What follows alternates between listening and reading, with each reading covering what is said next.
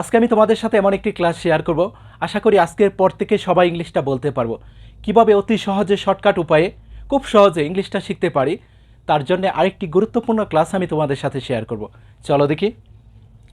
আজকের পর থেকে যখন কাউকে জিজ্ঞাসা করব কে কাজটা করেছিল অথবা কারা কাজটা করেছিল, কে গিয়েছিল অথবা কারা গিয়েছিল, কে খেলেছিল অথবা কারা খেলেছিল, সেই ক্ষেত্রে শুরুতে বলবো কি হু।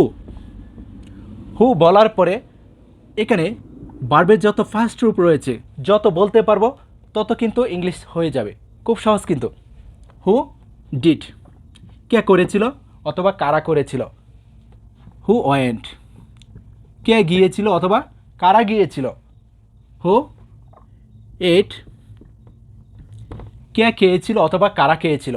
যখনই কাউকে এই ধরনের প্রশ্ন করব শুরুতে বলবো কি হু, তার সাথে শুধু ভার্বের ফার্স্ট রূপটা যদি বলতে পারি তাহলেই হবে।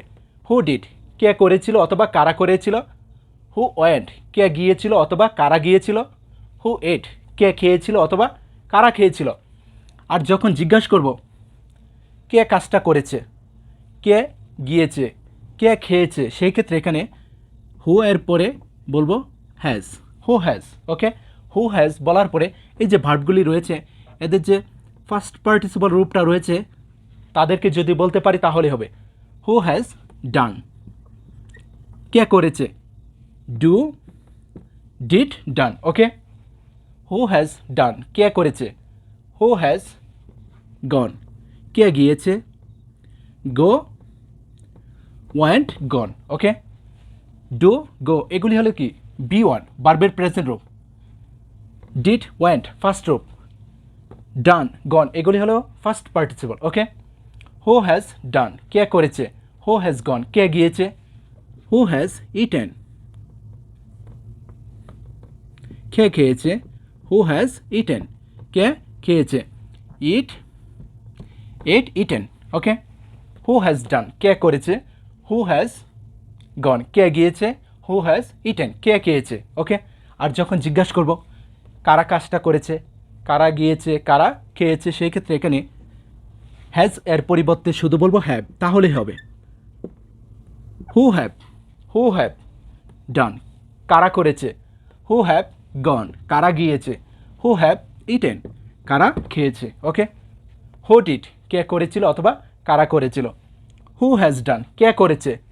হু হ্যাভ ডান, কারা করেছে। এখানে যে কোনো ভার্বের ফার্স্ট রূপটা বলবো আর এখানে যে কোনো ভার্বের ফার্স্ট পার্টিসিপল রূপটা বলবো তাহলে হবে। এখন যদি জিজ্ঞাসা করি কে করেছিল, কে গিয়েছিল, কে খেয়েছিল, সেক্ষেত্রে এখানে শুধু বলবো হ্যাড। যদি জিজ্ঞাসা করি কে কাজটা করেছিল অথবা কারা কাজটা করেছিল, কে গিয়েছিল অথবা কারা গিয়েছিল, সেই ক্ষেত্রে বলবো কি হ্যাড। হু হ্যাড ডান, কে করেছিল অথবা কারা করেছিল। হু হ্যাড গন, কে গিয়েছিল অথবা কারা গিয়েছিল। হু হ্যাড ইটেন, কে খেয়েছিল অথবা কারা খেয়েছিল। খুব সহজে কিন্তু বলতে পারবো, ওকে।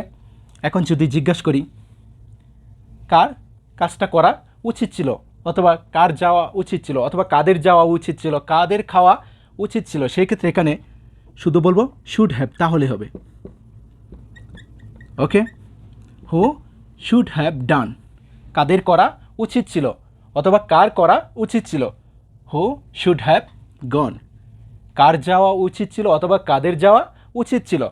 হু শুড হ্যাভ ইটেন, কার খাওয়া উচিত ছিল অথবা কাদের খাওয়া উচিত ছিল। খুব সহজে কিন্তু বলতে পারবো ইজিলি, ওকে।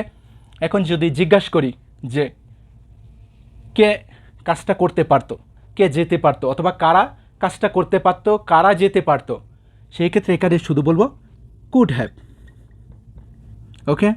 আর সব ঠিক থাকবে। হু কুড হ্যাভ ডান, কে করতে পারতো অথবা কারা করতে পারতো। হু কুড হ্যাভ গন, কে যেতে পারতো অথবা কারা যেতে যেতে পারতো। হু কুড হ্যাভ ইটেন, কে খেতে পারতো অথবা কারা খেতে পারতো। এভাবে যদি শিখতে পারি আশা করি সবাই ইংলিশটা বলতে পারবো। হু ডিড, কে করেছিল অথবা কারা করেছিল। হু হ্যাজ ডান, কে করেছে। হু হ্যাভ ডান, কারা করেছে। হু হ্যাড ডান, কে করেছিল অথবা কারা করেছিল। Who should have done, who should have done, কার করা উচিত ছিল অথবা কাদের করা উচিত ছিল।